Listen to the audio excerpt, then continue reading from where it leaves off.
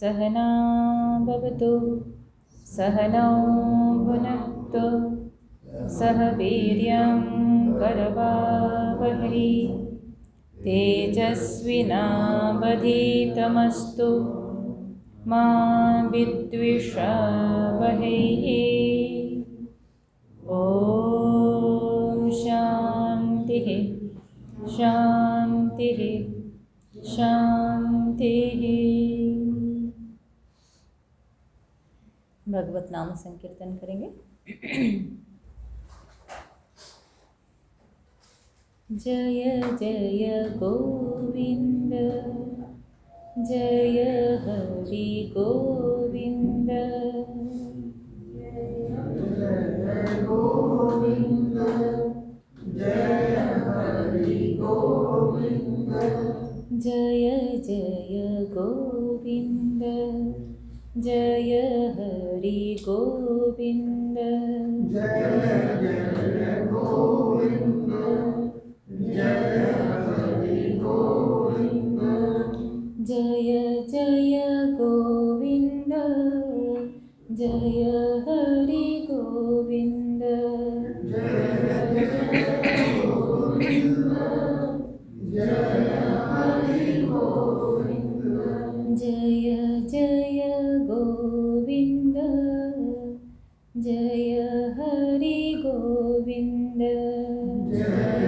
जय गोविंद जय हरि गोविंद जय जय गोविंद जय हरि गोविंद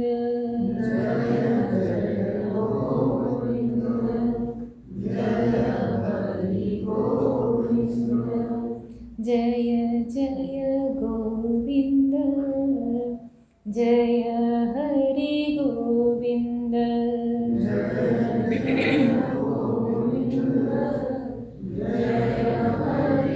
गोविंद जय जय गोविंद जय हरि गोविंद जय जय गोविंद जय हरि गोविंद जय जय गोविंद जय हरि गोविंद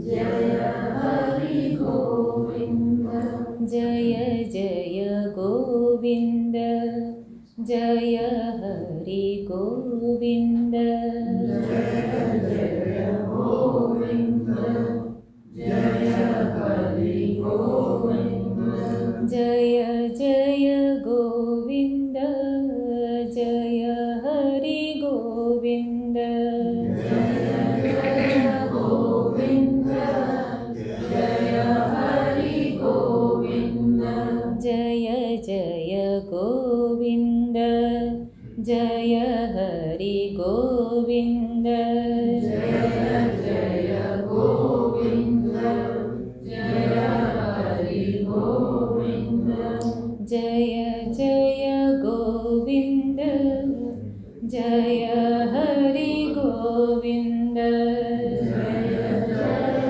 गोविंद जय हरि गोविंद जय जय गोविंद जय हरि गोविंद जय जय गोविंद जय हरि गोविंद जय जय गोविंद जय हरि गोविंद जय जय गोविंद जय हरि गोविंद जय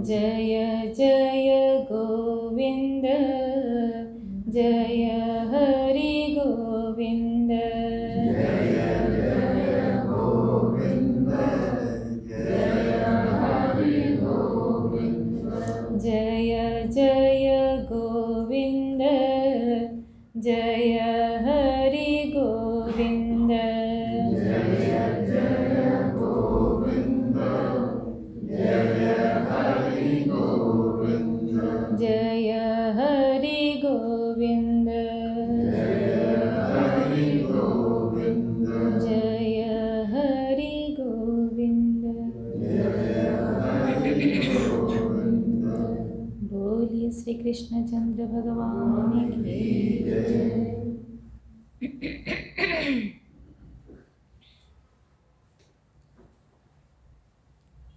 सच्चिदानन्दरूपाय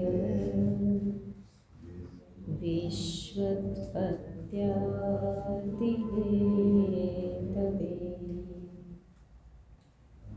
तापत्रयविनाशाय श्रीकृष्णाय वयं नमः। श्रीकृष्णाय वयं नमः। जन्माद्यस्य यतोऽन्वयादितरतः चार्थेष्वभीक्ष्यस्वराट् तेने ब्रह्महृदायादिकवये मुह्यन्ति यत्सूरयः। तेजो वारिमृदा यथा विनिमयः यत्र त्रिसर्गमृषा धाम्ना स्वेन सदा निरस्तकुहकं सत्यं परं धीमहि। सत्यं परं धीमहि। धर्मः प्रोज्झितकैतवोऽत्र परमः निर्मत्सराणां सतां वेद्यं वास्तवमत्र वस्तु शिवदं तापत्रयोन्मूलनम्। श्रीमद्भागवते महामुनिकृते किं वा परैरीश्वरः सद्यो हृद्यवरुध्यतेऽर्थकृतिभिः शुश्रूषुभिः तत्क्षणात्। निगमकल्पोतरोर्गलितं फलं शुकमुखातमृतद्रवसंयुतं पिबत भागवतं रसमालयं मुहुरहः रसिका भुवि भावुकाः।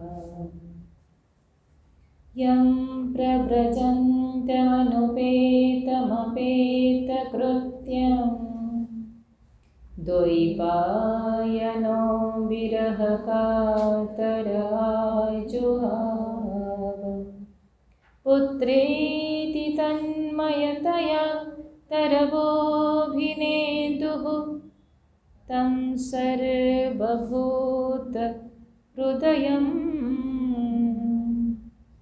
मुनिमानतोऽस्मि। तं सर्वभूतहृदयं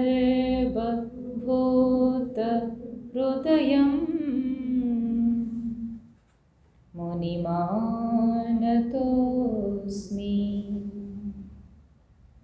नारायणं नमस्कृत्य नरं चैव नरोत्तमं देवीं सरस्वतीं व्यासं ततो जयमुदीरये। ततो जयमुदीरये।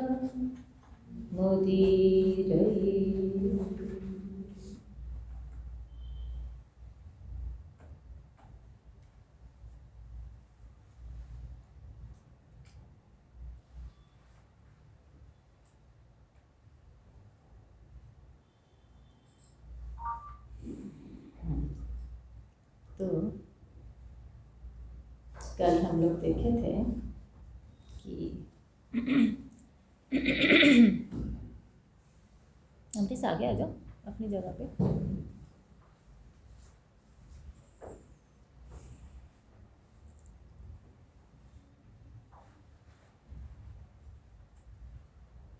ये जो भागवत कथा है, आगे आगे आगे आ जाओ, आगे सीट खाली। ये जो भागवत कथा है ये कौन किसको बोल रहे हैं, ध्यान देना। ये बोल रहे हैं, शुरू हो रही है सूत सौनक संवाद। मुख्य वक्ता कौन है और मुख्य श्रोता कौन है? बोले सुनने वाले तो सौनक आदि ऋषि हैं और बोलने वाले सूत जी हैं। तो सूत जी कब बोले? बोले जब सौनक आदि ऋषि ने पूछा। सौनक आदि ऋषि ने कब पूछे? बोले वो लोग यज्ञ कर रहे थे नैमिषारण्य में। यज्ञ के बीच बीच में उनको थोड़ी थोड़ी गैप मिल जाती थी, थोड़ी समय अंतराल होता था।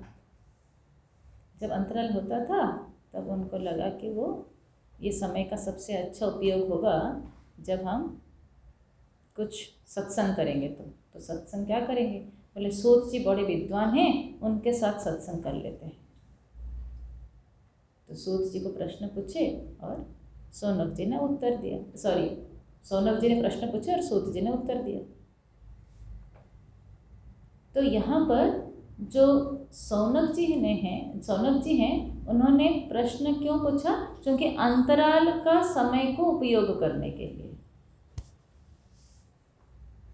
उसी कथा में आती है, कथा बोलते बोलते सूत जी जब कथा बता रहे हैं, उसी में बोलते बोलते वो क्या बोलते हैं कि यही प्रश्न एक बार नारद जी को भी सुनना था और नारद जी ने प्रश्न पूछे थे और उत्तर देने वाले कौन थे? सनक आदि ऋषि। ठीक है, संगीता बेटा दरवाजा बंद कर देना और अपना कुर्सी को थोड़ा इधर करो, आप छिप जा रहे हो, और करो। तो सौनक आदि ऋषि सुन रहे हैं, सूत जी क्या बोल रहे हैं कि नारद जी ने भी ऐसे ही प्रश्न पूछा था और सनक आदि ऋषि उत्तर दिए थे। अब देखो नारद जी ने क्यों पूछा था, वो कथा हम बताएंगे आज आगे। बोले चूंकि भक्ति माता की कष्ट को दूर करने के लिए उनके पास कुछ उपाय नहीं था, तो इसीलिए नारद जी ने प्रश्न पूछे। तो भक्ति माता का कष्ट दूर हुआ और नारद जी भक्ति का प्रचार प्रसार किए। कथा का उपरांत ही हुआ। अब आगे नारद जी और सनकादि ऋषियों के बीच में जो कथा हो रही है, उस बीच में कथा आती है धुंधुकारी और गोकर्ण की। धुंधुकारी प्रश्न पूछते हैं और गोकर्ण उत्तर देते हैं। तो वहाँ पर प्रश्न पूछने वाला धुंधुकारी, उत्तर देने वाले गोकर्ण। ऐसे ही सनक आदि ऋषि और एक कथा बोलते हैं कि परीक्षित जी प्रश्न पूछे हैं और सुखदेव जी उत्तर दिए। ठीक है, कथा के बीच में कथा माने कैसे समझ में आई है ना, या उसको दृष्टांत देके समझाओ, जरूरत नहीं ना, समय खर्च होगा फालतू। जैसे मानो मैं आपको एक बात बता रही हूँ, मैंने मुझसे कुछ प्रश्न पूछा, तो मैं बोलूँगी यही प्रश्न हमने गुरुजी को पूछा था, और तब गुरुजी ने क्या बोले थे कि गुरुजी ने गुरुदेव को ये प्रश्न पूछे थे, तब गुरुदेव ने क्या उत्तर दिए थे। और जब गुरुदेव उत्तर दे रहे थे तब गुरुदेव ने बोला था कि हमने तपोवन जी महाराज जी को ये प्रश्न पूछे थे। तो तपोवन जी महाराज गुरुदेव को बोले, गुरुदेव गुरुजी को बोले, गुरुजी ने हमें बताए, हम आपको बताए। कथा के बीच में कथा ऐसे लंबा चल रही। ठीक है, ऐसे ही ये कथा है गुरु परंपरा में, है ना, इसको बोलते हैं गुरु परंपरा। ठीक है, तो मगर इसमें जो सर्वोत्कृष्ट वक्ता श्रोता है वो परीक्षित जी और सुखदेव जी है। क्यों? बोले भगवान ने ब्रह्मा जी को बोले, वो नहीं हुए। ब्रह्मा जी ने नारद जी को भी ये कथा बोले हैं, वो नहीं हुए। नारद जी ने भगवान वेदव्यास जी को भी बोले हैं, वो नहीं हुए। इतनी बड़ी बात कैसे बोल रहे हैं कि परीक्षित जी और सुखदेव जी का कथा सबसे उत्कृष्ट हुआ। बोले इसीलिए चूंकि देखो ब्रह्मा जी को भगवान ने ये बात बताए थे।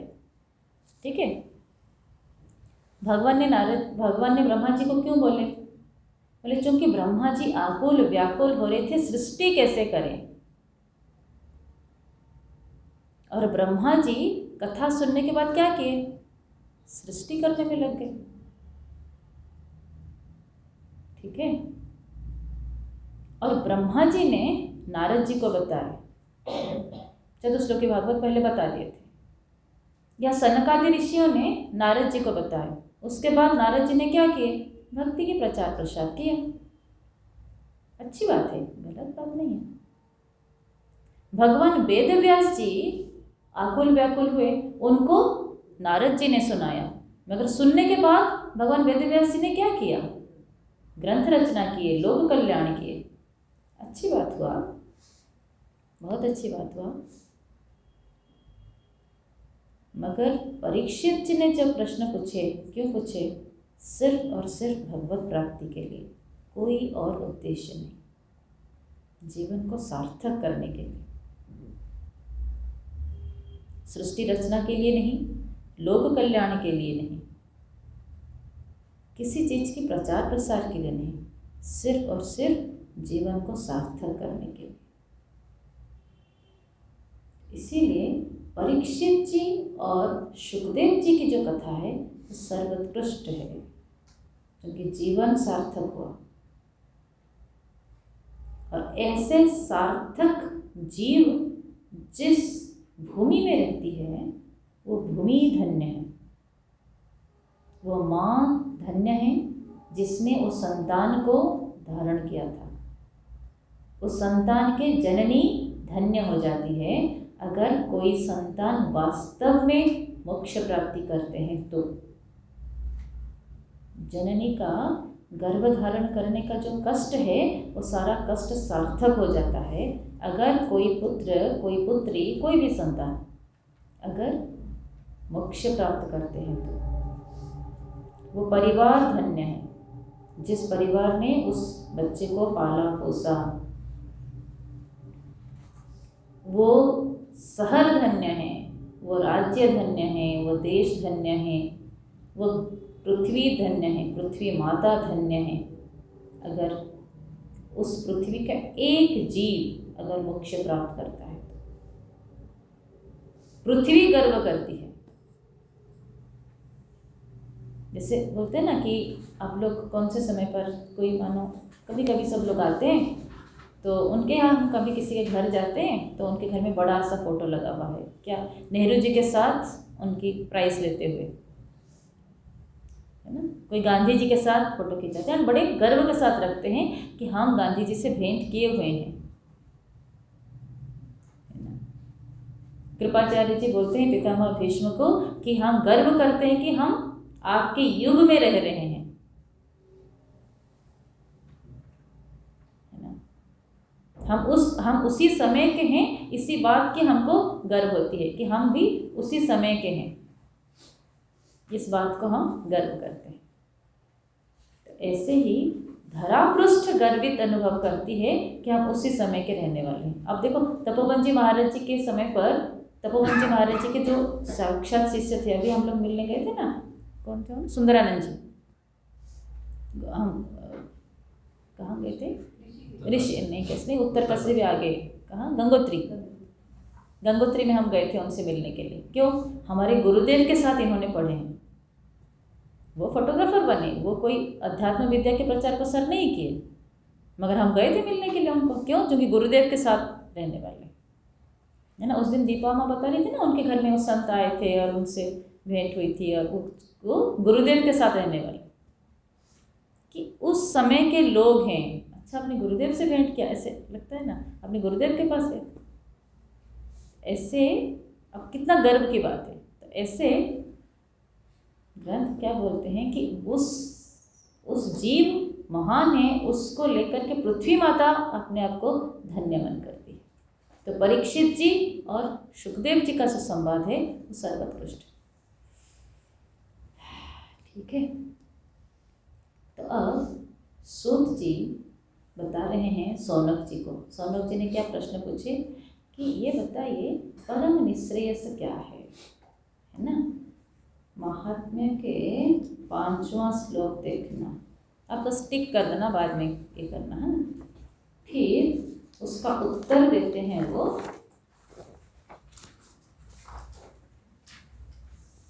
द्वितीय अध्याय में भक्ति ज्ञान वैराग्य, कल जो हम लोग बात किए थे, है ना,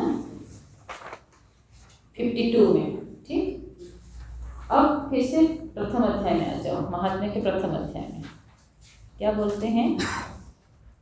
सौनक जी प्रश्न पूछते हैं कि ऐसे कैसे हुआ कि नारद जी विधि पूर्वक श्रवण किए, नारद जी ने कथा श्रवण किए विधि पूर्वक, ये कैसे हुआ? क्योंकि ब्रह्मा जी से उन्हें चतुश्लोकी भागवत तो सुन लिए थे, मगर पूरा सप्ताह श्रवण किए, ऐसे कैसे हुआ? क्योंकि नारद जी को तो अभिशाप लगा है कि वो एक जगह ठहर नहीं सकते। आप लोग जानते हो ना कब अभिशाप लगा था, है ना, वो जो यक्ष वाला प्रसंग है, उनके सारे पुत्रों को ब्रह्मचारी बना दिया, इकट्ठा 10,000 पुत्रों को इकट्ठा ब्रह्मचारी बना दिया, है ना। तो फिर से उन्होंने पुत्र किए, फिर से अभिशाप लग गया, फिर से ना बार बार जब उन्होंने ब्रह्मचारी कर दिए, उनके पुत्र को तो गृहस्थ बनाना चाह रहे थे, और इकट्ठे 10,000, सीधा फिर 10,000, फिर ऐसे 10,000। अब उनको नेचुरली गुस्सा आ गया, अरे नेचुरली नहीं है मगर हाँ नेचुरली है, चले, बट गुस्सा आ गया उनको। बोले कि हम अभिशाप दे रहे हैं कि आप एक जगह ठहर ही नहीं सकते। गुरुदेव बोलते हैं Narad ji was the first missionary. Narad ji बड़े खुश हो गए, ठीक है अच्छी बात है, एक जगह पर रहते थे तो हम थोड़े ही लोगों को ब्रह्मचारी बना पाते थे, अब हम घूम घूम करके सबको करेंगे। गुरुदेव बोलते हैं हमने तो वहीं से सीखा है, ज्ञान निवेदन करेंगे, हर शहर में जाकर के करेंगे, है ना। तो ऐसे कैसे हुआ कि इतना समय कैसे ठहर गए? तब सूत जी बताते हैं कि नारद जी कैसे ठहर गए। एक बार ऐसी हुई थी कि नारद जी को लगा कि कलयुग में पृथ्वी में क्या चल रहा है जरा देख के आते हैं। पृथ्वी पृष्ठ घूमने आए थे, सारी जगह देखे, सारे तीर्थ में गए तो बड़े दुखी हुए। क्यों दुखी हुए? बोले चूंकि तीर्थ तो है, तीर्थ का सार नहीं है। कई जगह पर कथा होती है, कथा की सार नहीं है। ब्राह्मण समाज में गए, ब्राह्मण में ब्राह्मणत्व नहीं। क्षत्रिय समाज में गए, क्षत्रिय की तेज नहीं है। वैश्य समाज में गए, वैश्य वृत्ति भूल गया है। शूद्र वृत्ति भूल गया।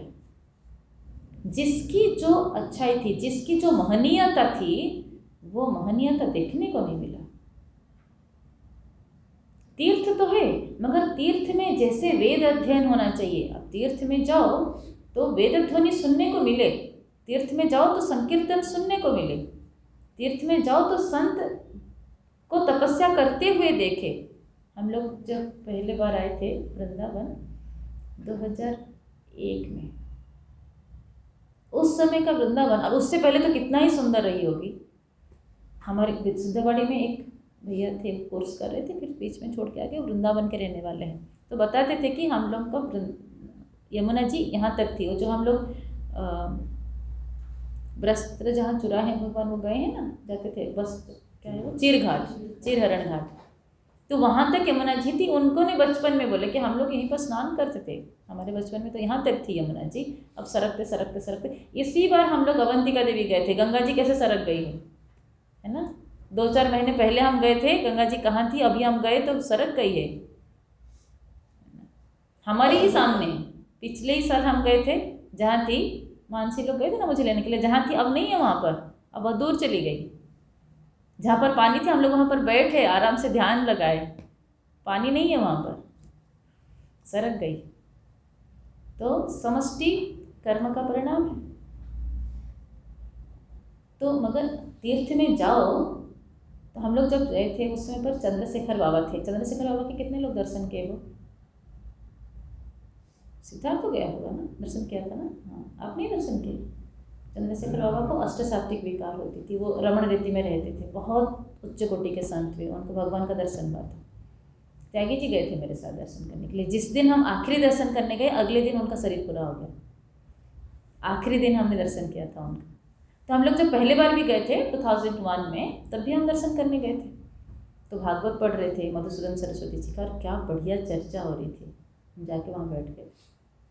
मतलब तीर्थ में जाओ, बोलने का तात्पर्य यह है कि संत दर्शन करना ही तीर्थ इसीलिए ही जाना चाहिए ताकि संत दर्शन करे, माने मकसद ही वही है। क्योंकि वहाँ जो संत रहते हैं वो उन लोगों का जो तपस्या है, उनकी जो स्वाध्याय है, वो क्या नाम था उनका, सत्यानंद जी महाराज, गुरुदेव के जैसे बिल्कुल देखने के लिए हम गए थे ना, क्या नाम है उस आश्रम का,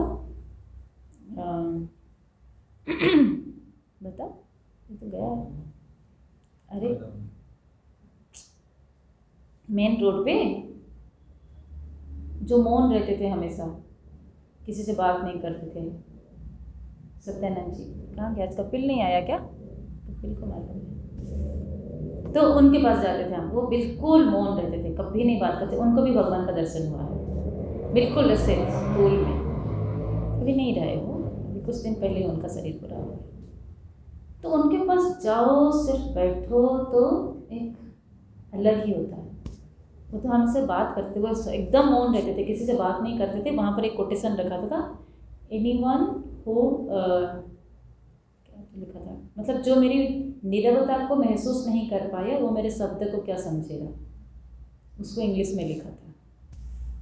मगर हमको बुला करके बात किए थे, मैं और सुनीता दीदी हम दोनों थे, तो बुला करके बात किए थे, भेंट भी किया था, ग्रंथ भेंट किया था, बहुत उच्च कोटि के संत थे। बोलने का तात्पर्य यह है कि तीर्थ जाओ, और अगर संत दर्शन नहीं हुआ, संत की तपस्या हमको दिखी नहीं, संत की स्वाध्याय, उनके विचार अगर मिला नहीं, तो वो तीर्थ की महिमा फिर नहीं रहती है। तपस्या, स्वाध्याय, सत्संग ये होनी चाहिए एटलीस्ट। जैसे मान लो अभी संत नहीं है और हम उनके समाधि स्थल तो जा सकते हैं, गोपाल भट्ट जी की समाधि स्थल जाएंगे, सूरदास जी जहाँ पर कितने लोग सूरदास जी का भजन स्थान देखे हो, वृंदावन तो सब लोग गए हो, सूरदास जी के भजन स्थान कितने लोग देखे, अब देखे हो 2 लोग। तो ऐसे ऐसे जगह जानी चाहिए जहाँ पर सारे जो पुराने संतों की भजन स्थली, समाधि स्थली, वहाँ गए हैं तो गोपाल भट्ट जी के समाधि जरूर जाना चाहिए, श्यामानंद प्रभु जी की भजन स्थली जरूर जानी चाहिए। ऐसा नहीं कि सिर्फ भीड़ में धक्का मुक्की में मंदिर दर्शन करें और भाग के आ गए, ये क्या हुआ, ये थोड़ी तीर्थ दर्शन हुआ ना। तो जो वहाँ के पुराने संत हुए उनकी समाधि स्थली में बहुत ज़्यादा भीड़, हालांकि आजकल कुछ कुछ जगह पर हो रही है, हर जगह पर नहीं होती थी। सूरदास जी के भजन स्थली में तो कोई नहीं जाता था, हम लोग जाते थे, आर के सिंह साहब के साथ गए थे, बहुत ही सुंदर स्थान था, कोई नहीं जाता था, बिल्कुल शांति में चुपचाप बैठो। इस बार हम काशी गए थे, जहाँ भगवान भाष्यकार जी को, जहाँ पर पार्वती अम्बा का दर्शन हुआ था, वो स्थान, जो गली गली में हम जा रहे थे, वहाँ पर इतनी छोटी गली है कि कोई व्यक्ति को अगर ऐसे लेटा दिया जाए तो दूसरा जा नहीं सकता। तो पार्वती अम्बा ने क्या की थी, एक शव को ऐसे गिरा दिया था, और भगवान भाष्यकार जी जा रहे थे तो बोले माता जी जरा शव को किनारा कर दीजिए। बोले खुद ही बोल दो ना उसको किनारा होने के लिए, मैं क्यों बोलूँ। तो वो जगह, वही गली है ना, मणिकर्णिका घाट में, गोस्वामी तुलसीदास जी ने जहाँ पर लिखे थे वो जगह, कैसा दिव्य स्थान है।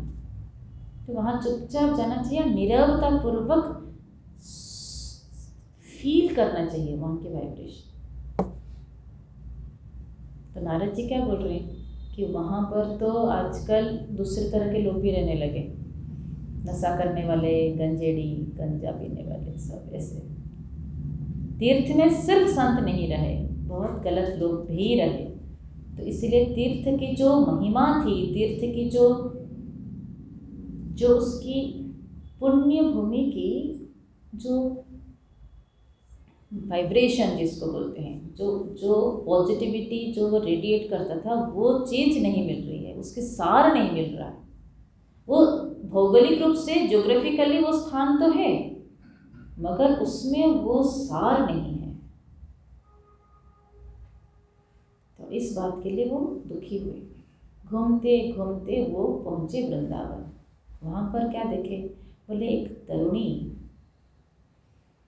बहुत सुंदरी, रो रही है, युवती है, सुंदरी है, मगर बहुत रो रही है। 2 वृद्ध व्यक्ति उसके गोद में सिर रख के सोए हैं, तो बहुत सारी सुंदरी नारियां, तरुणी उनकी सेवा कर रहे हैं। नारद जी को समझ में नहीं आया ये कौन है। नारद जी जब ठहरे तो फिर थोड़े जाने लगे। फिर वो तरुणी बोली, ठहर जाइए, ठहर जाइए।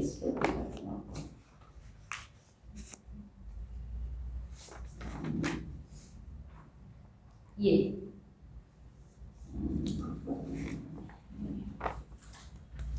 हाँ, भो भो साधु क्षण तिष्ठ, अध्याय 142 बेटा, चैप्टर 1 है ना, महात्म्य के प्रथम अध्याय के श्लोका नंबर 42। भो भो साधु क्षणं तिष्ठ मच्चिन्तामपि नाशय, दर्शनं तव लोकस्य सर्वथा घहरं परम। सर्वथा अघहरम परम, बोले आपके उपस्थिति मात्र से मुझे मेरा कष्ट दूर हो रही है। आप थोड़ा ठहर तो जाइए, बस आप थोड़ा ठहर जाइए। आप रहने दो, फिर मैं नहीं बोलूँगी, परेशान हो रहे हैं सब लोग। ठीक है, हाँ। तो क्यों ऐसे बोले? बोले आप संत हैं, आपकी उपस्थिति मात्र से मेरा कष्ट दूर हो रही है, आप थोड़ा ठहर जाइए। तब नारद जी पूछते हैं, आप कौन हो भाई? कासी त्वं का विमोचैमा नार्य का पद्मलोचना वद देवी सविस्तारम स्वस्य दुःखस्य कारणम। आपका दुख क्या है? हे कमल नयनी देवी, आप कौन हो? आप सुंदरी हो, आप कौन हो? आप इतना रो क्यों रहे हो? और ये दोनों वृद्ध व्यक्ति कौन है? तो क्या बोलते हैं कि मैं भक्ति हूँ और ये दोनों मेरे पुत्र हैं, ज्ञान और वैराग्य। होना तो ऐसा चाहिए कि माँ वृद्धा हो और पुत्र तरुण हो, मगर ऐसा हो गया है कि मैं तो तरुणी हो गई मगर मेरे पुत्र वृद्ध हो गए। फिर बताते हैं, उत्पन्ना द्राविड़े साहम वृद्धिम कर्णाटके गता। वो पूरा पढ़ लेना आप लोग, हाँ, स्वाध्याय खुद को करना पड़ेगा। भक्ति माता क्या बोलती है कि हम दक्षिण में द्रविड़ देश में हम जन्म हुआ हमारा, फिर हम बढ़े। ठीक, किस तरह बोलते हैं? साहम वृद्धि कर्णाटके, कर्नाटक में हम बढ़े, मगर क्वचित महाराष्ट्रे, महाराष्ट्र में भी हम कुछ बढ़े। फिर गुर्जरे जीर्णताम गता, गुजरात में हमको पाखंड रोग हो गया। फिर बोले बहुत कष्ट में रहे हम, जर्जर हो गए। तत्र घोर कलियुग हो गया ना, तत्र घोर कलिर्योगात् पाखंडैहि खंडिता अंगका, दुर्बला हम चिरं याता पुत्राभ्याम सह मंदताम। सब लोग, मैं, मेरे पुत्र भी और हम भी, सब लोग हम बुजुर्ग हो गए, बिल्कुल जीर्ण शीर्ण हो गए। हमको कोई नहीं पूछा, माने ज्ञान को सेवन करने वाला, वैराग्य वाला, भक्ति वाले कोई नहीं रहे। पूरे जगत में भक्ति ज्ञान वैराग्य का पतन हुआ।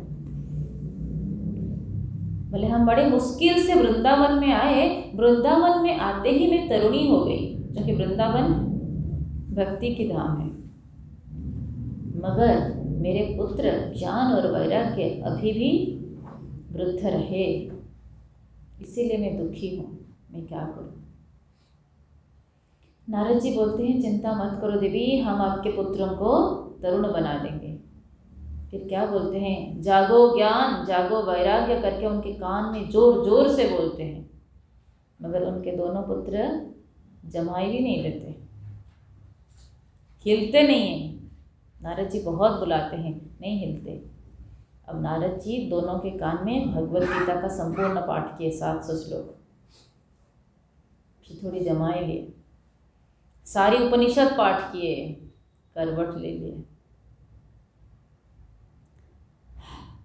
संपूर्ण भगवत गीता पाठ कर लिए, उपनिषद पाठ कर लिए, सारे पुराण, बाकी सारे पुराणों को उन्होंने जितना उनको मंत्र याद था सारे कर लिए। तो बस करवट ले लिए, उससे ज़्यादा नहीं हुआ। मैंने 2.5 साल की कोर्स पूरी हो गई। गुरु जी ऐसे बोलते थे। कि पूरी 2.5 साल की कोर्स पूरा कर दिए मगर कुछ फर्क नहीं पड़ा। अब उनको चिंता हुई कि भैया सब तो कर लिया मैंने, है ना, पूरी भगवत गीता भी पढ़ा लिया, प्रस्थान त्रयी ब्रह्मसूत्र भी पढ़ा लिया, ब्रह्मसूत्र भी पाठ कर लिया, सारी उपनिषद पाठ कर लिया, फिर भी नहीं हो रहा है, अब क्या करें। और भक्ति देवी रोए जाए रोए जाए। अब कोई रोए जाए, कोई बड़ा हो तो उसको बुरा लगता है ना। आप आपके घर में भी अगर छोटा बच्चा रोता है तो आप लोग देखो अरे ऐसा क्या मांग रहा है जो मैं नहीं दे सकता, क्यों रो रहा है, ईगो हट हो जाती है, कष्ट होता है कि ऐसा क्या बात है जो मैं नहीं दे सकता, क्यों रो रहा है। तो भक्ति माता ऐसे हो रही है। नारद जी समर्थ हैं, नारद जी को लगा मैं ऐसे क्या हो गया। फिर नारद जी बड़े व्याकुल हो जाते हैं, व्याकुल होकर के वो जा कर के पूछते हैं दूसरों को, ऋषि महर्षि लोगों को, कि ऐसी स्थिति में हम क्या करें। तो फिर चुपचाप बैठते हैं तो आकाशवाणी होती है, क्या, सत्कर्म करो। नारद जी को आकाशवाणी हुई, सत्कर्म करो। अब सत्कर्म करो माने कुआं खोदे कि हॉस्पिटल बनाए, मंदिर बनाए कि विद्यालय बनाए। सत्कर्म तो सारे सत्कर्म है। और सत्कर्म क्या सत्कर्म करें, बहुत बड़े बड़े बगीचा बनाए, गायों की सेवा करे, मंदिर की सेवा करे, रोगियों की सेवा करे, अनाथ बालिकाओं की भरण पोषण करे, सत्कर्म क्या सत्कर्म करे। तो सारी ऋषि महर्षि लोगों को पूछे तो बोले हमें नहीं पता, ये तो बड़ा गूढ़ जवाब है, ये तो हम नहीं दे सकते। बोले हम देखते हैं वेद में क्या लिखा है सत्कर्म के बारे में। एंड सब बहाना बनाने लगे। एंड बाकी लोगों को जब पता चला कि नारद जी इस रास्ते में आने वाले हैं, सब लोग भाग गए। बोले अब हमें भी प्रश्न पूछेंगे और हमारी शिष्यों के सामने हमारी बेइज्जती हो जाएगी, इससे अच्छा तो दूसरी जगह प्लान बना लो। भाग गए सब। अब नारद जी की चिंता बढ़ती गई, आकुल व्याकुल होकर के बोले अब मुझे तपस्या करना पड़ेगा। बद्रीधाम की ओर जा रहे थे, उसी समय पर उनके बड़े भाई सनक सनातन सनंदन सनत कुमार के साथ भेंट हुए। कोई बड़ा भाई है और छोटा भाई अगर बड़ा व्यस्त होकर के भाग रहा है तो थोड़ी डांट सकता है ना कि कहाँ क्या हो गया, तुम इतना क्यों चिंतित हो, क्यों भाग रहे हो, कहाँ जा रहे हो। क्या बोलते हैं सा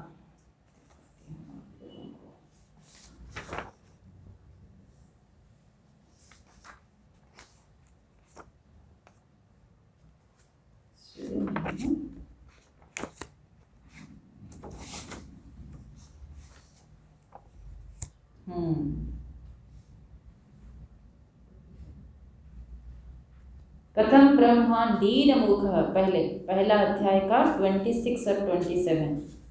कथम ब्रह्मन् दीन मूखः कुतश्चिन्तातुरो भवान् त्वरितं गम्यते कुत्र कुतश्च आगमनं तव। कहाँ से आप आ रहे हो और कहाँ जा रहे हो और इतना चिंताग्रस्त होने की जरूरत क्या है। गुरु जी इस प्रसंग में बोलते थे कि साधु सुखी, अगर किसी का चेहरा प्रसन्न नहीं है तो फिर कैसा साधु है। साधु माने तो प्रसन्न चित्त होना चाहिए, खुश होना चाहिए। नहीं तो घर क्यों छोड़ा, दुखी होने के लिए जगत कम था क्या, दुखी ही होना था तो फिर तो जगत में रह करके दुखी हो लो, जगत छोड़ करके क्यों दुखी होना। जगत छोड़ा तो फिर दुख को छोड़ा, चिंता छोड़ी। तो नारद जी आप जैसे सरीखे साधु को चिंता शोभा नहीं देता। गुरु जी जाते थे ना, अपने गांव के पास एक हनुमानगढ़ी था, वहाँ पर एक संत रहते थे। वहाँ पर हमेशा वो बोलते थे बचवा साधु सुखी। उनसे सुन करके गुरु जी निर्णय लिए कि मुझे तो साधु होना है, साधु ही सुखी है। तो पूर्व जन्म का था नेचुरली, बट गुरु जी जो बताते हैं उनको जो हमेशा क्लिक करता था, बचवा साधु सुखी, है ना, देहाती भाषा में बोलते थे। तो यहाँ पर सनक सनातन आदि पूछते हैं कि आपको हो क्या गया, इतना चिंता किस बात की। तब नारद जी बताते हैं कि हम ऐसे गए थे और ऐसे ऐसे हमने देखा तो सत्कर्म करने के लिए बोला गया। सत्कर्म माने क्या, तो सनकादि ऋषि बोलते हैं सत्कर्म माने भागवत सप्ताह। सप्ताह विधि से भागवत करें तो वही सबसे बड़ा सत्कर्म है। अगर जीवन में बड़ा सत्कर्म करना चाहते हैं तो भागवत सप्ताह करो, ऐसा नारद जी को बताया। तो कहाँ करे भागवत सप्ताह? बोले गंगा द्वारे। गंगा द्वारे माने हरिद्वार। हरिद्वार को यहाँ पर गंगा द्वार बोला गया। कोई हरिद्वार बोलता है, कई हरिद्वार बोलते हैं। भागवत जी में जो उसके लिए नाम है वो है गंगा द्वारे। अध्याय 3 श्लोक नंबर 4। शृणु नारद वक्ष्यामो विनम्राय विवेकिने गंगाद्वार समीपे तो तटमानंद नामकम्। गंगाद्वार, ध्यान देना। हरिद्वार का IAS कौन प्रिपेयर कर रहा है? कोई बच्चे पूछेगा ना हरिद्वार का दूसरा नाम क्या है? गंगाद्वार। हिंदुस्तान में कई बच्चों को पता होना चाहिए, है ना। हरिद्वार माने गंगाद्वार। तो गंगाद्वार में कथा शुरू हुई तो सारे लोग आए। कौन कौन लोग आए इसको ना पढ़ना चाहिए। रसलंपटाः, लंपट रसलंपटाः, कौन कौन लोग हैं? अब मैं श्लोक नहीं पढ़ रही हूँ, सीधा सीधा बोल रही हूँ, है ना। सारे उपनिषद, सारे शास्त्र मनुष्य का रूप धारण करके आ गए। सारे तीर्थ नदियाँ, गंगा जी, यमुना जी, नर्मदा जी, सरयू जी, गोमती जी, जितने भी तीर्थ नदियाँ हैं, सारी के सारी नदियाँ मनुष्य का रूप धारण कर करके आ गई गंगा भागवत जी श्रवण करने के लिए। ध्यान देना, हमारे सनातन धर्म में, अम्मा रुक जाओ, छोड़ दो, आपको मिलेगा नहीं, इतना जल्दी जल्दी पलट नहीं पा रहे हो, कर नहीं पा रहे हो, तो अब फालतू में आगे से मैं बोलूँगी ही नहीं। एक्चुअली दिक्कत है ना, हम लोग विद्यार्थी थे तो हम लोग सब जानते थे तो फट कर देते थे। अब एक श्लोक के लिए आप 2 मिनट ले लोगे तो फिर सब लोग डिस्टर्ब, आप खुद डिस्टर्ब। आगे के जो मैं बोल रही हूँ आप वो सुन नहीं रहे हो, आप उसी को ढूंढने में रुक जाते हो, तो मत करो, छोड़ो।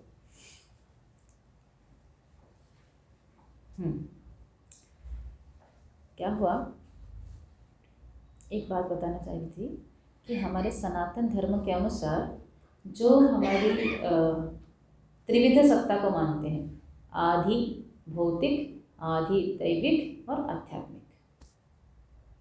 अधिभूत में जो हमको दिख रहा है, जैसे सूर्य भगवान हमको जो दिख रहे हैं वो अधिभूत में दिख रहे हैं, मगर उसके पीछे एक अधिदैविक सत्ता जरूर है, माने सूर्य देव जरूर है। सूर्य देव चूंकि है इसलिए सूर्य है नहीं ऐसा नहीं है, अधिदेव है तो अधिभूत भी है और अध्यात्म भी है। ऐसे जो नदियां हैं अधिभूत में हमें दिखती हैं, गंगा जी जल ही तो है, यमुना जी, मगर वो सिर्फ अधिभूत नहीं है, वो अधिदैव में भी उस नदी की एक अधिष्ठात्री देवी है। उसके लिए हमको विशेष उपासना करना पड़ता है, तब वो देवी के दर्शन होती है। जो लोग नर्मदा परिक्रमा करते हैं ना, नर्मदा किनारे रहते हैं, अभी भी उनसे हम व्यक्तिगत रूप से भेंट करते हैं तो उनकी नर्मदा माता की दर्शन होती है। किसी किसी को, अगर उतनी भक्ति सबको नहीं होती है, किसी किसी को, कोई निश्चल साधक है या पक्का साधना करते हैं तो उनकी नर्मदा माता के दर्शन हुई है। ऐसे साधुओं को मैं देखी, नर्मदा माता के दर्शन होते हैं, यमुना मैया की दर्शन हुई है, गंगा मैया की दर्शन हुई है, हिमालय की दर्शन हुआ है। तो सारे पर्वत मनुष्य रूप धारण करके आए उस कथा सुनने के लिए। गंगा तट पर, गंगा द्वार में, हरिद्वार बहुत पुण्य में है। अभी ध्यान देना, अगेन वही बात बोलूँगी, चूँकि संत नहीं रहे, चूँकि तपस्या नहीं रही, चूँकि साधना नहीं रही, इसीलिए वो सारी भूमि अपनी वाइब्रेशन को छिपा देती है या नष्ट हो जाती है, जो भी दोनों बातें। जैसे आप लोग पढ़े होंगे, सुने होंगे कि पहले समुद्र का नाम रत्नाकर है। क्यों? उसके पास बहुत सारे रत्न हैं। भगवान राम जी के समय पर वो रत्न ला करके किनारे पे दे देता था, पुरुष पुल्लिंग होगा, मगर अब क्यों नहीं? बोले चूंकि समष्टि का सत्कर्म इतना नहीं है जो समुद्र उनके ऊपर इतना कृपा करे। ऐसे हम समष्टि का पुण्य कर्म इतना नहीं है, सत्कर्म इतना नहीं है जो वन जंगल अपने फल फूल दें, अपनी औषधि को दें, वो छिपा देते हैं। ऐसे ही नदियाँ अपनी अमृत रूपी जो जल है वो छिपा देती हैं। क्यों? क्योंकि हमने ही उनको तिरस्कार किया ना, हमारा कर्म इतना बिगाड़ा हमने, समष्टि का कर्म ऐसा है। मगर कोई एक व्यक्ति, ध्यान देना, थोड़ी कर्म मीमांसा समझा दूँ, समझा देती हूँ, ध्यान देना, है ना। हमने इसी युग में क्यों पैदा हुए? जब समष्टि का प्रारब्ध ऐसा है, उसी युग में हम क्यों पैदा हुए? क्योंकि मैं भी डिजर्व करती थी उसी समय पैदा होने के लिए। मेरा कर्म ऐसा था, मेरा पूर्व कर्म से मैं अधिकारी हूँ कि मैं इसी तरह के पोल्यूटेड एनवायरनमेंट पे पलू बढ़ूँ, इसीलिए हम इस समय पर पैदा हुए। सिर्फ वायु ही पोल्यूशन हो गई है ऐसा नहीं, मनोवृत्ति पोल्यूटेड हो गई है, भूमि पोल्यूटेड हो गई है, ठीक। मगर अभी के वर्तमान के कर्म हम कर सकते हैं, पुरुषार्थ करने के सबके पास ऑप्शन है। अगर हम इतने तीव्र कर्म करें, इतना तीव्र उपासना करें कि ये सारे जो समष्टि कर्म है उससे हम ऊपर उठ सके, तो अकेला व्यक्ति को मिल सकता है, बाकियों को नहीं मिलेगा, उसको मिल सकता है क्योंकि उसका कर्म ऐसा है, जरूर मिल सकता है। इसीलिए तो मैंने जो बोली ना, चंद्रशेखर बाबा हुए, सत्यानंद जी महाराज जी, उनको भगवान का दर्शन हुआ है। क्यों? क्योंकि उनकी उपासना ऐसी थी। कैसे होगा? बोले वो कैसे होगा, वो आप हमको इस पे सिर खपाने की जरूरत नहीं है। होगा, उस जगह को चला जाएगा, उसको उड़ा के उठा के उस जगह पे ले लिया जाएगा, या उसके वजह से उस एरिया ठीक हो जाएगा, उसके प्रभाव से।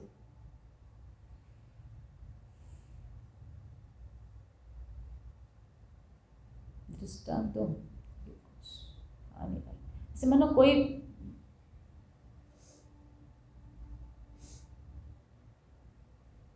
बहुत सारी एक्चुअली सामाजिक घटना मुझे मालूम नहीं, इसलिए मैं दृष्टांत नहीं दे पा रही हूँ। अब देखो ना, प्रहलाद जी के, पुराण का ही दृष्टांत देती हूँ। प्रहलाद जी ने अकेले भगवान के लिए भक्ति किया, मगर उस समय पर वहाँ के सब लोगों को भगवान के दर्शन हुई कि नहीं हुई?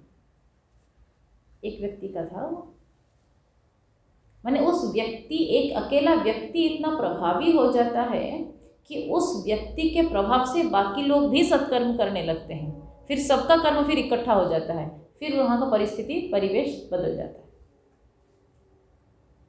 अब देखो, गाजियाबाद में जब मैं नहीं आई थी तो मुझे लोग बोलते थे कि अरे गाजियाबाद तो ऐसा शहर है, ऐसा है, मतलब सारी बुराई करते थे, कोई अच्छा नहीं करता था उसके बारे में, है ना, कि सब ऐसे हैं, मर्डर कर देने वाले, ऐसे करने वाले, ऐसे करने वाले, किसी की गाड़ी में मत बैठना, कहीं मत जाना, बिल्कुल भर दिए थे मुझे पहले, है ना।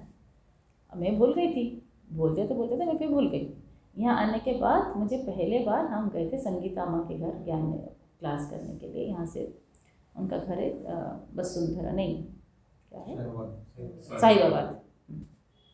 तो उन्होंने ड्राइवर भेज दिया, गाड़ी में बैठ के आधे रास्ते में जा चुकी हूँ, 10-15 मिनट, फिर मुझे याद आता है कि लोग बोल रहे थे कि किसी की गाड़ी में मत बैठना। और यहाँ तो संगीता माँ है नहीं, अब तो पूछने लगा किसी की गाड़ी में भेज दिया उन्होंने, पता नहीं उन्होंने ही भेजा किसी और ने भेजा। और फ़ोन छोड़ गई थी आश्रम में। फ़ोन ऐसे संभालने की आदत नहीं थी, ठीक है। अब सोचो, सत्संग हो रही है कि नहीं हो रही है, सब लोग अपना अपना साधना कर रहे हैं कि नहीं कर रहे हैं। ऐसा थोड़ी कि सब लोग बुरे हैं, नहीं, बहुत अच्छे लोग हैं। हम सब लोग गाजियाबाद में ही रह रहे हैं, बहुत अच्छे लोग हैं, ऐसा नहीं कि सारे बुरे बुरे ही हैं, हमको ऐसा लगता है कि सारे बुरे हैं। गुरुजी मुझे पहली बार हम भेंट हुआ, मुझे डर लगता है क्या, मैं समझ नहीं पाया डर क्यों लगेगा, बोले नहीं मुझे क्यों डर लगेगा, बोले हाँ बस फिर ठीक है। और फिर दूसरे बार पूछे क्यों, कुछ डर लग रहा है क्या, मैं बोली नहीं लोग बोलते जरूर हैं, बोले हाँ उन लोगों के बारे में बात सुनना ही मत, क्योंकि बहुत ज़्यादा जो भी एक घटना घटेगी उसको इतना बोलेंगे कि कॉन्फिडेंस डाउन कर देंगे, तो सुनना ही मत। मैं बोली हाँ ठीक है। ऐसा नहीं कि अच्छे लोग नहीं हैं, बहुत अच्छे लोग हैं। बोलने का तात्पर्य यह है कि अच्छे लोग जब अच्छे तरह साधना करते हैं, उनकी जो एक पुण्य पुंज इकट्ठा होता है, फिर एक बहुत बड़े जगह पर बहुत बड़ा परिवर्तन होता है। समष्टि कर्म का ही परिणाम है जो बड़ा परिवर्तन होता है। ठीक है, बात पकड़ में आई मैं क्या बोलना चाहती हूँ, है ना, कि कोई भी तीर्थ हो, कोई भी जगह, तो ऐसे ही जो वो कथा चल रही थी, तो कथा में कौन कौन लोग आए थे, बोले सारे तीर्थ नदियाँ आए थे, नद, ब्रह्मपुत्र नद है, नद, नदियाँ, पहाड़, सारे पर्वत आए थे, जंगल आए थे, वन देव वन देवियाँ सब मनुष्य के शरीर धारण करके आए थे। फिर सारे शास्त्र, श्रुति, ऋचाएँ, वेद शरीर धारण करके आए थे, उपनिषद शरीर धारण करके आए थे, गीता अम्बा शरीर धारण करके आए थे, है ना, सारे शास्त्र, वेद, उपनिषद सब लोग आ गए। देखो लिखा है श्लोक का नंबर 10, 11, 12 देख लेना। हाँ, रसलम पटाहा, तोड़े तोड़े सब लोग आ गए, है ना। जब इतने सब लोग आ गए फिर कथा शुरू हुई। कथा शुरू होने के बाद जब महात्म्य की कथा हुई,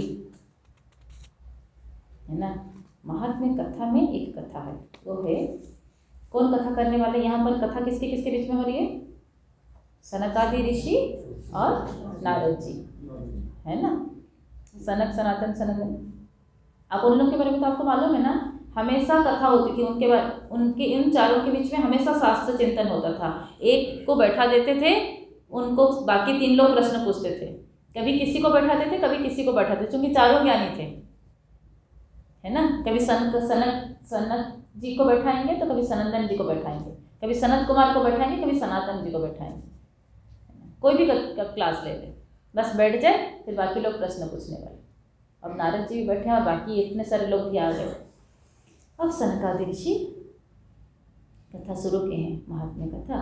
तब नारद जी प्रश्न पूछते हैं कि इसमें अधिकारी कौन है, तो बोलते हैं अधिकारी तो सब हैं, अधिकारी कौन है उसके लिए एक कथा बताते हैं, वो है गोकर्ण की कथा। सब लोगों को मालूम है ना, स्किप कर दें, नहीं उचित नहीं होगा। कितने लोगों को नहीं मालूम है, हाथ उठाना जरा, हाँ बस फिर ठीक है हाँ ठीक, 3-4 लोग भी हो गए तो ठीक है। क्या हुआ, एक बार आत्माराम जी करके एक बहुत अच्छे ब्राह्मण हुए, उन्होंने बहुत अच्छे ब्राह्मण हुए, विद्वान ब्राह्मण। तो चूँकि विद्वान ब्राह्मण थे इसलिए धन संपत्ति फिर कैसा रहेगा, बहुत अच्छा रहेगा, बहुत अच्छा पूजा पाठ करने वाले और बहुत अच्छे विद्वान थे, बहुत सत्कर्मी थे, बहुत अच्छे थे, उपासना धर्म परायण थे, तो धन संपत्ति भी उनकी बहुत पर्याप्त मात्रा में धन संपत्ति थी।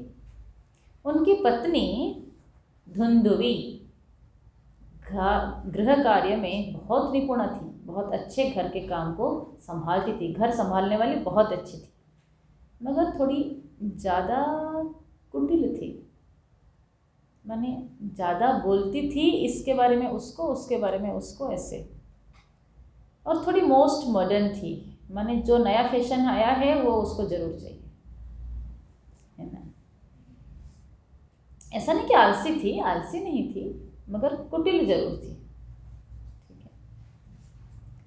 तो आत्माराम जी का गृहस्थ जीवन में एक दुख था, क्या, कि संतान नहीं थे उनके जीवन में।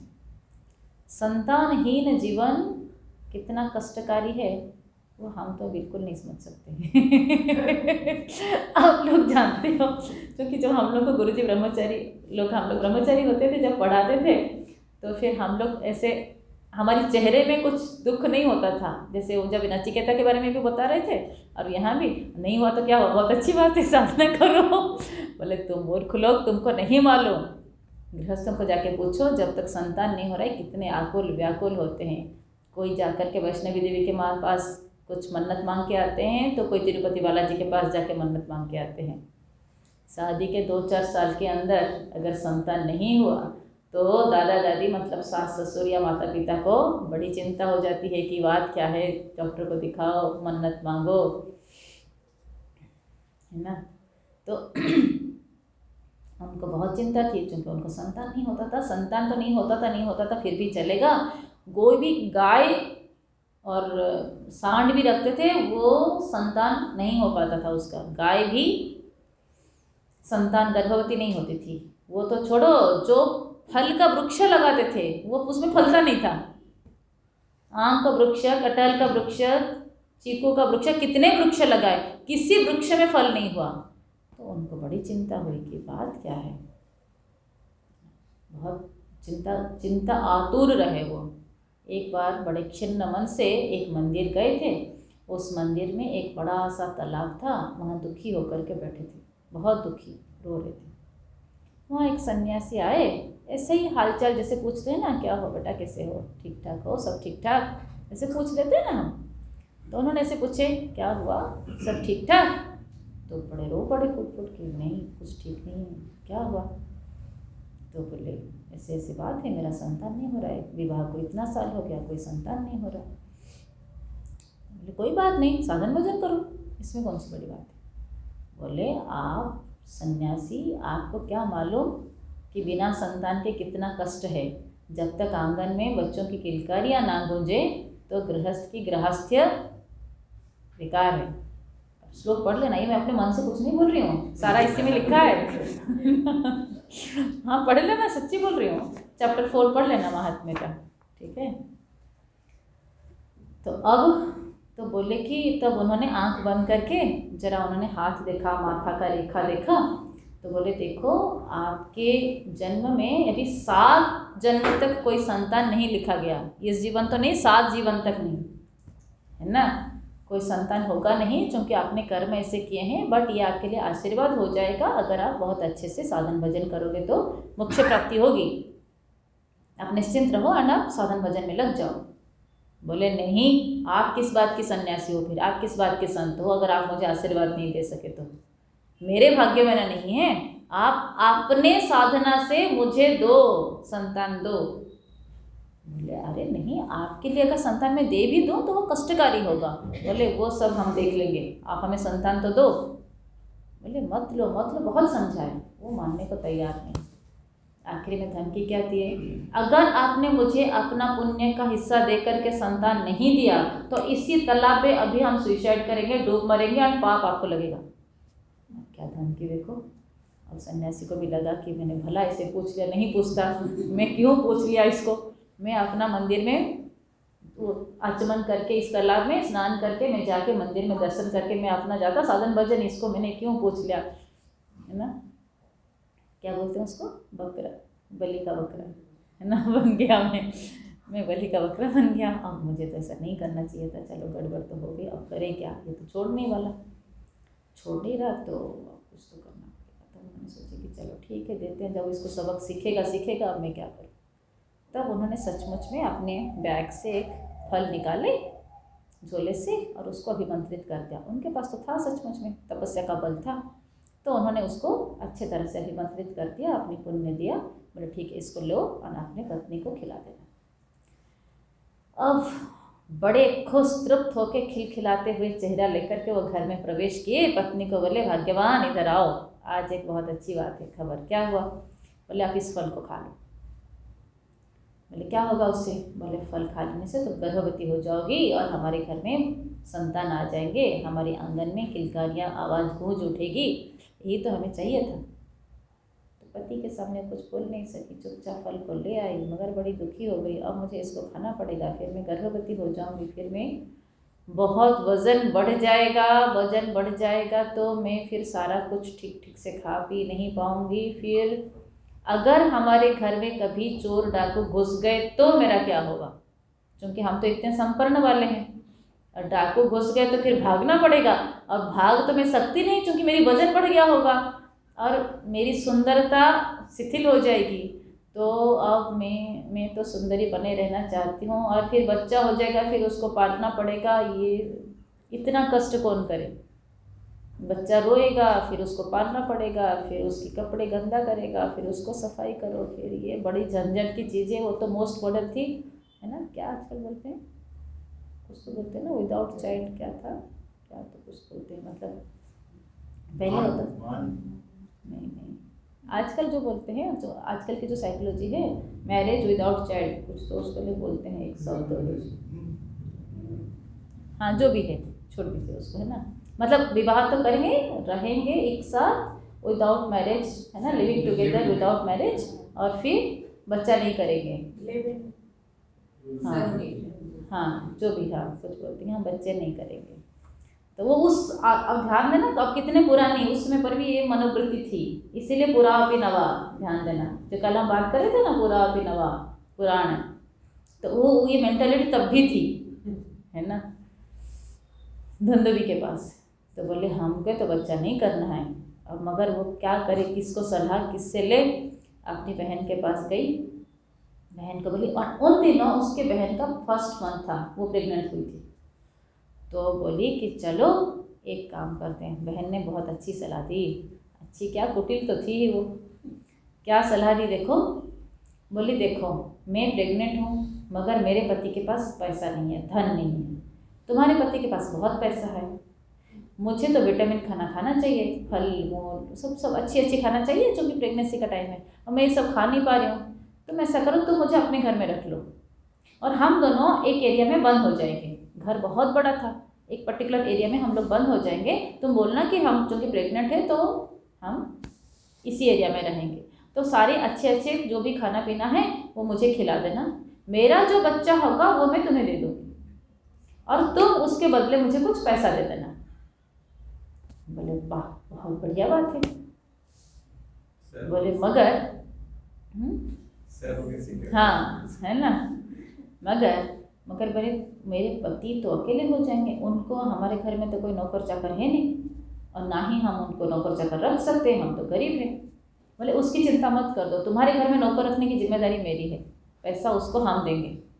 बोले हाँ, बात बढ़िया हो जाएगा, हमारे घर में नौकर रख लो, जो मेरे पति को खाना पीना बना के खिला दे, मेरे घर संभाल ले, और मैं आकर के आपके घर रहूँगी, और बच्चा जब हो जाए तो हम आपको दे देंगे। दोनों बहनें आपने सलाह मशुरा कर ली, और यही तय हो गया। बोले बढ़िया। अब 9 महीने बीते। बोले ये फल को क्या करेंगे? बोले फल को फेंक मत, देखते हैं वो पंडित जो है वो सचमुच में कुछ किया है कि नहीं किया है, उसको गाय को खिला दें। बोले हाँ, ये बात सही। अब देखो कितनी कुटिल बुद्धि, चलो कुटिलता की भी कितना हद है बिल्कुल। चलो गाय को खिला दिया। 9 महीने बीत गया, दोनों का इकट्ठा संतान हुआ। वो जो बहन थी उसका भी पुत्र हुआ, और गाय का भी पुत्र हुआ। तो जो उसकी बहन के जो पुत्र हुआ, नाम तो इसका हुआ ना कि धुंधुबी का पुत्र हुआ, मतलब समाज में जो फेमस हुआ वो धुंधुबी का पुत्र हुआ, अपने हस्बैंड के सामने भी और बाकी सबके सामने भी कि इसी का बेटा है बोल के। तो नाम क्या बोल के, मेरे नाम के अनुसार नाम रखा जाएगा।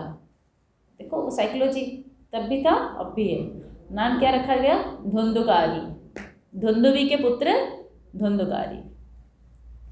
और जो गाय गो माता को दे दिया था उससे भी एक पुत्र हुआ, मगर उनकी कान गाय के कान जैसा था, क्योंकि गाय के गर्भ से आए तो कान गाय के जैसा, तो उनका नाम था गोकर्ण, क्योंकि कर्ण गाय का जैसा, इसलिए गोकर्ण।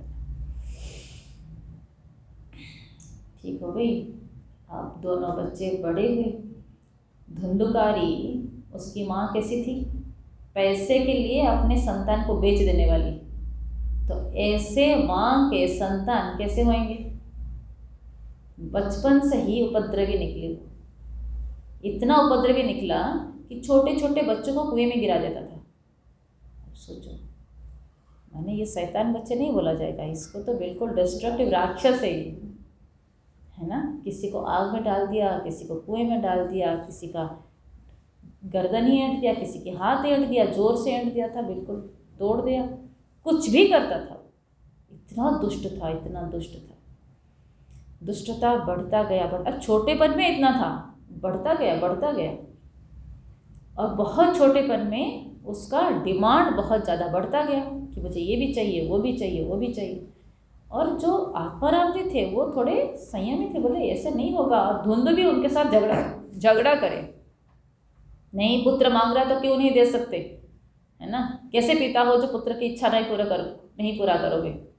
आजकल भी कोई माताएं होते हैं, क्लास 8 का बच्चा है, मांग रहा है बाइक, और माताएं बोल रही कि हाँ क्यों नहीं दोगे, है ना। 1 लाख रुपए का बाइक क्लास 8 के बच्चे को, और माँ ही झगड़ा करे।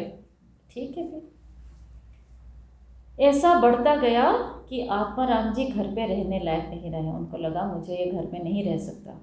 गोकर्ण जी भी बढ़ते गए, और गोकर्ण जी बचपन से, क्योंकि साधु की तपस्या थी ना, संध्या वंदन करने वाले, गायत्री जप करने वाले, पूजा करने वाले, हवन करने वाले, बचपन से ही वेद अध्ययन करने वाले, मंत्र उच्चारण करने वाले निकले। उन्होंने अपने पिताजी को सलाह दिया कि आप तीर्थ के लिए निकल जाइए। तब आत्माराम जी को सन्यासी की बात याद आया कि आप संतान मत लो, संतान हम दे भी देंगे तो भी वो अनिष्टकारक होगा।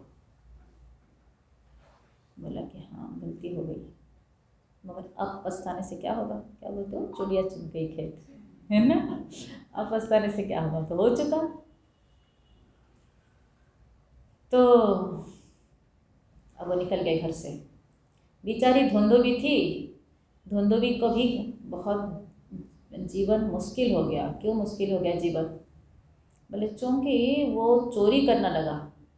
जो धुंधकारी था वो पहले तो चोरी करने लगा, है ना। अब इतना चोरी करने लगा कि घर से भी चोरी करने लगा, घर के सारे सामान बेच दिया। बहुत ज़्यादा बुरा हालत हो गई घर की। अब जब ज़्यादा बेचने लगा, घर बिल्कुल खाली हो गया, बर्तन भी बेचने लगा, तो धुंधुबी माँ तो रोकने लगी। फिर एक लिमिट तक तो वो सहन करती रही, उसके बाद रोकने लगी, घर के बर्तन भी बेच दिया। तो तब उन्होंने अपनी माँ को पीटी, खूब पीटी। बेचारी माँ अंधी भी हो गई, फिर कुएं में जा गिरी, जलती हुई लकड़ी से मारता रहा, है ना, अपनी माँ को। अब सोचो, ऐसा दुष्ट चरित्र था कि माता पिता तो घर से निकल गए, अब वो अकेला राजा शहंशाह वेश्याओं को ला करके घर में रखने लगा। कई वेश्याओं को ला करके घर में रखने लगा। अब वेश्याओं की डिमांड कि आज ये हार चाहिए, तो आज वो ब्रेसलेट चाहिए, तो पता नहीं जो भी चाहिए। कहाँ से लाए, कोई फैक्ट्री थोड़ी था उसके पास, चोरी करता था। चोरी करते करते अपने सारे जो भी उनकी उसकी जो लड़कियां औरत को जो ला के रखी थी, उन सबको इच्छा पूरा करता था। अब वो सारे जो औरत थे उनको लगा कि इतना ज़्यादा चोरी कर रहा है, किसी ना किसी दिन तो पकड़ा